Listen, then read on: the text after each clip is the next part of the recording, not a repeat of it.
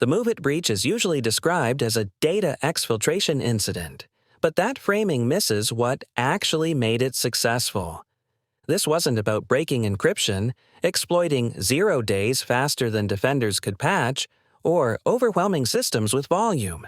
It was about learning, quietly, patiently, and statistically, how a real production system behaved under observation and then operating inside the space where that behavior could no longer be distinguished from normal use. In this video, we revisit MOVEit not as a software failure, but as a threat model, and ask how that same attack changes under quantum-era assumptions about measurement, inference, and uncertainty. We're going to treat this as a system problem, not a vendor problem, and break it down the same way we did with Stuxnet, by identifying the primitives that actually matter: observation, pacing, verification, and trust, and then asking what happens when uncertainty collapses faster than defenders expect. This is not a story about futuristic quantum hacks or impossible capabilities that don't exist yet. It's a story about how real attacks already work today, and why advances in sensing and inference don't make them louder or more obvious, but quieter sooner. By the end of this, the goal isn't to scare you. It's to make something very clear. When attackers learn faster than defenders can aggregate evidence, the advantage shifts long before anyone sees a spike, an alert, or a breach notification. At a high level, the MOVEit breach looks almost boring, and that's exactly why it worked. What you're looking at here is a perfectly legitimate enterprise file transfer workflow. Authenticated users moving data through a trusted service into back-end storage, with everything happening over approved channels and expected protocols. There's no obvious malware beaconing out, no spike in traffic, no dramatic violation of policy. The system is doing precisely what it was designed to do: accept files, store them, and make them available where they're supposed to go. The critical detail is the thin path you see branching off from normal operations, because that path doesn't represent a new capability, it represents a subtle misuse of an existing one. Data isn't being ripped out of the system, it's being staged, paced, and released in a way that looks indistinguishable from legitimate usage when viewed through standard monitoring and logging. From the defender's perspective, this traffic blends into the background of normal uploads, downloads, and internal transfers, all of which already vary naturally in size, timing, and frequency. That variability is the attacker's cover. The MOVEit attack didn't succeed because defenses were absent. It succeeded because defenses were calibrated for obvious abuse, not for quiet, statistically normal behavior stretched over time. This is why the breach persisted for as long as it did, and why detection came after damage rather than before it. Nothing here violates trust explicitly. Instead, trust is slowly repurposed against the system itself, as normal behavior becomes the vehicle for extraction. This is important because it grounds everything that follows. Before we talk about quantum inference, faster learning, or compressed uncertainty, we have to be clear about the baseline reality. These attacks don't break systems. They live inside them. This is where we stop thinking about MOVEit as a piece of software and start thinking about it as a learning system under attack.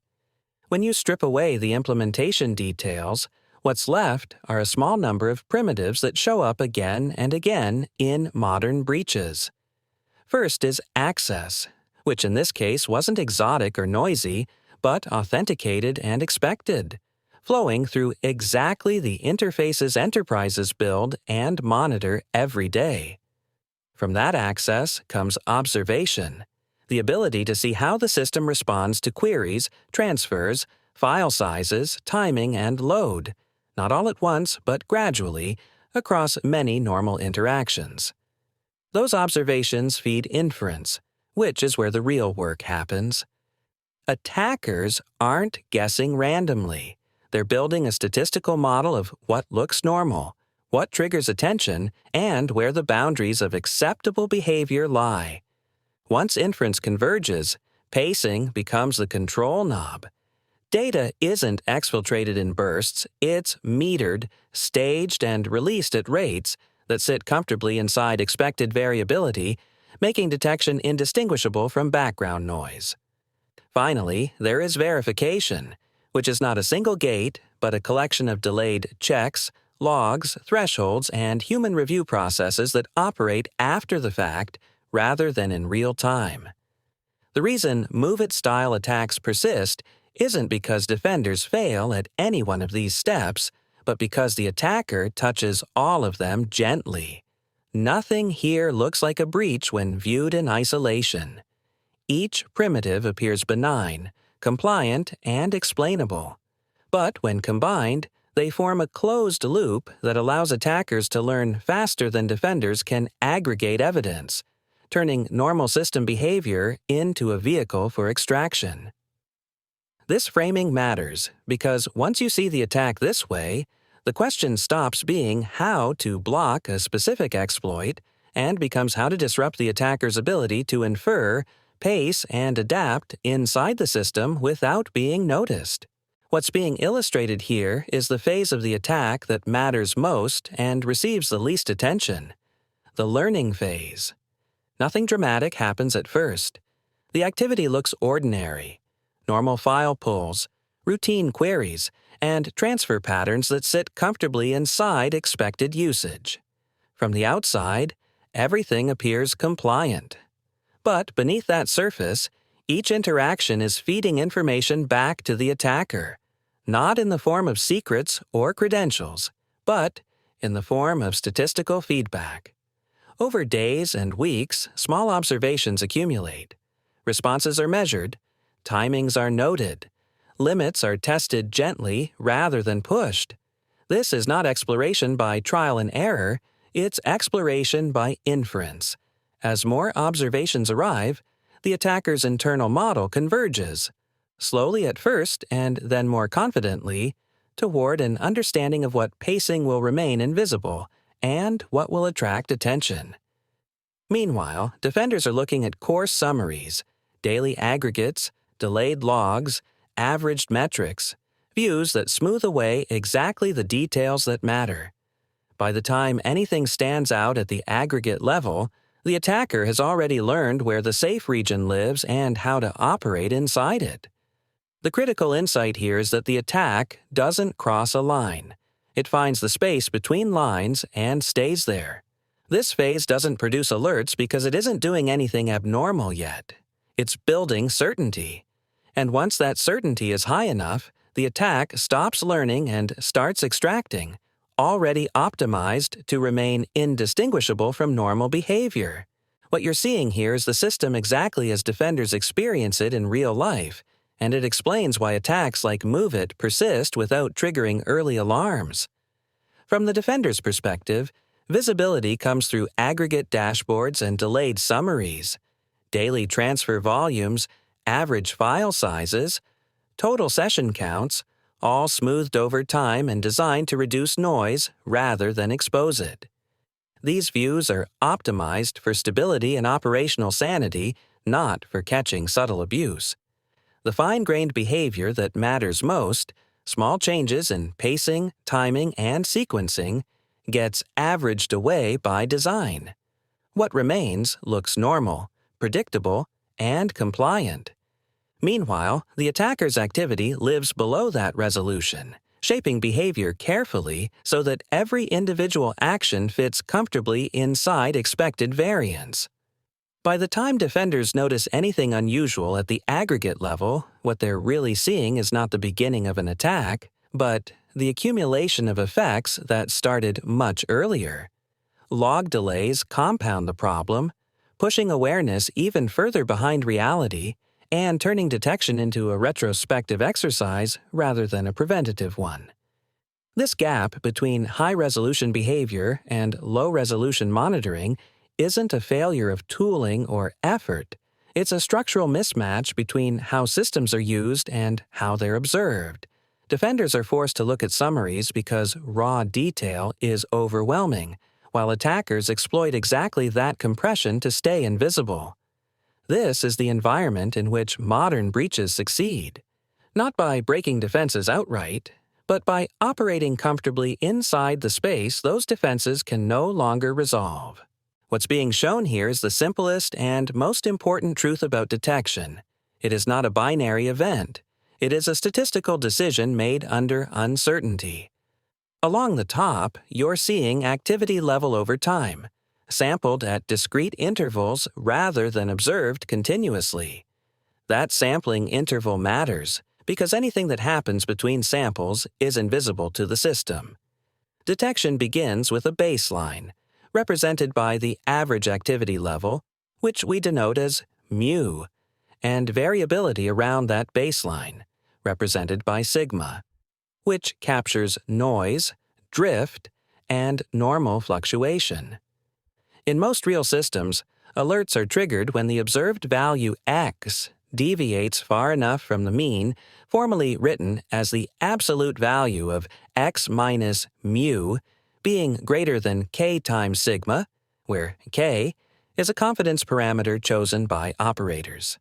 Raising k reduces false positives but increases false negatives, while lowering k does the opposite.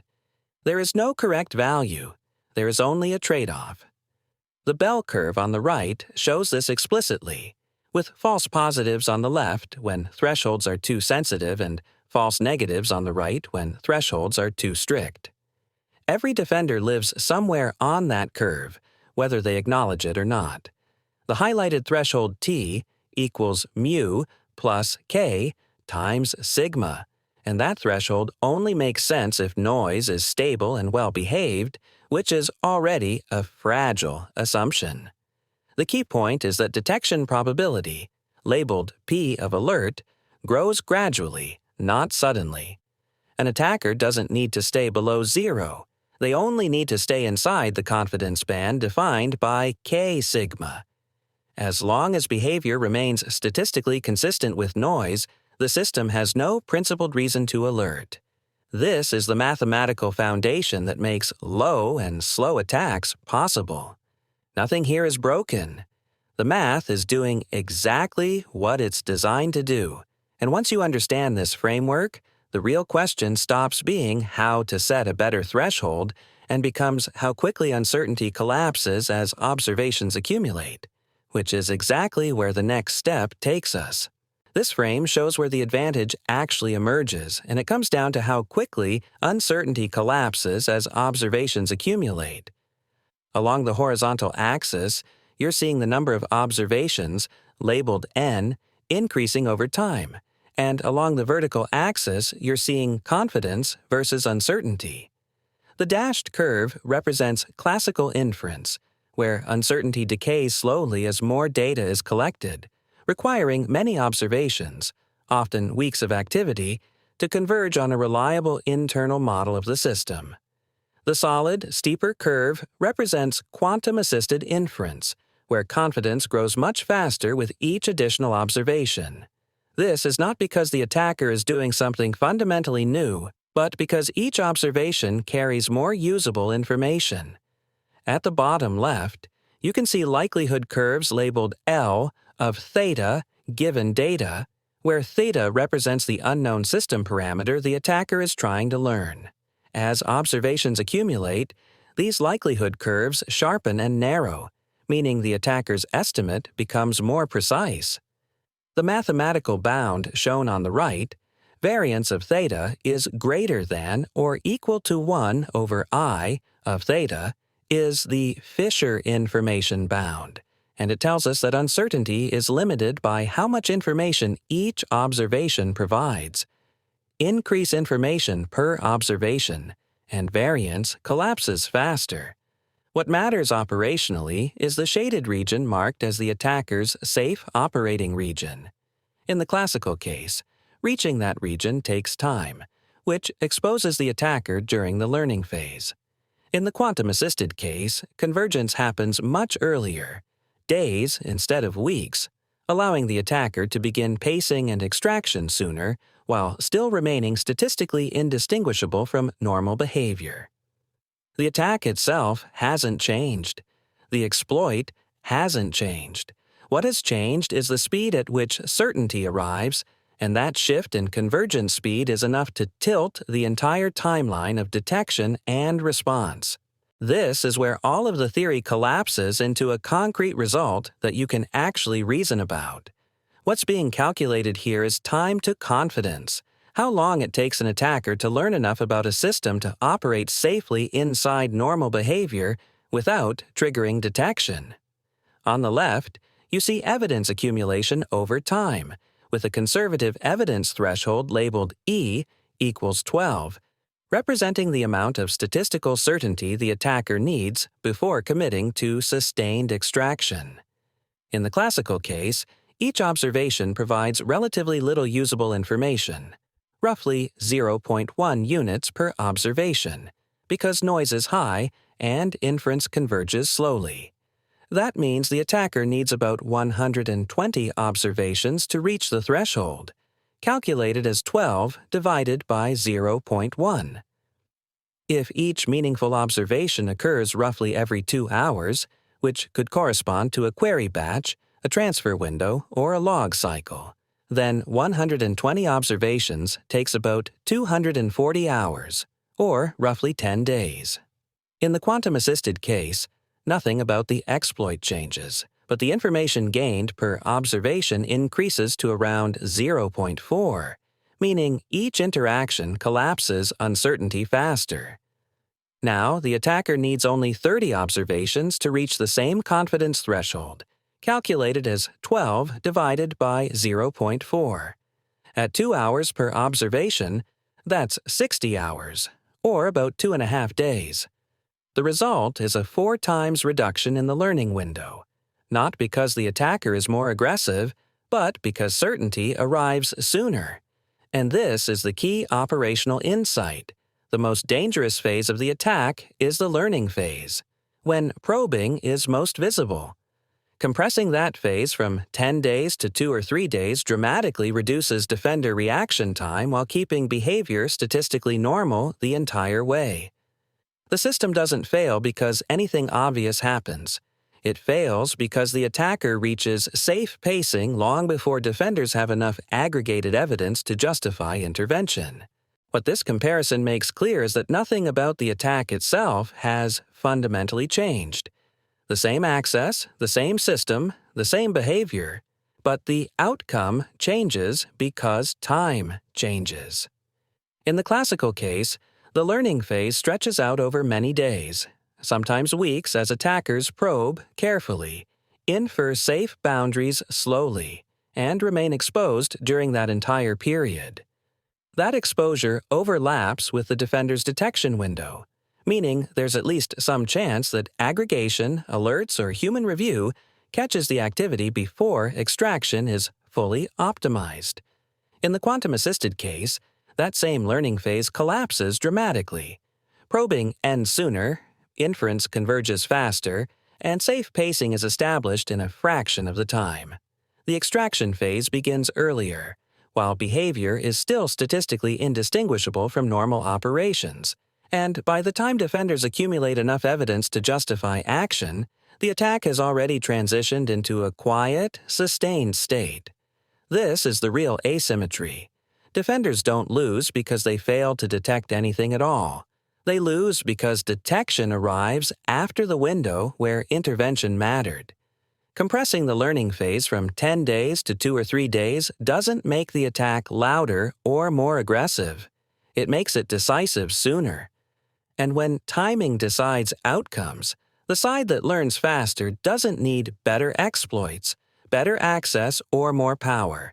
It only needs to reach certainty before the other side can react. The takeaway from MOVEit is not that a single vulnerability brought a system down, but that attackers learned how the system behaved faster than defenders could combine evidence into action. Modern cyber-physical and data-centric attacks don't succeed by triggering alarms or crossing obvious lines. They succeed by staying inside statistical normality, where behavior looks legitimate at every individual step.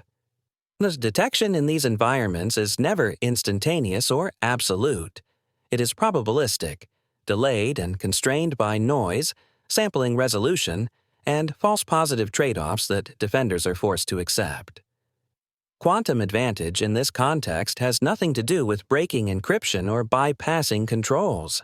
It comes from accelerating inference and collapsing uncertainty sooner, allowing attackers to reach safe operating behavior earlier without changing the exploit itself.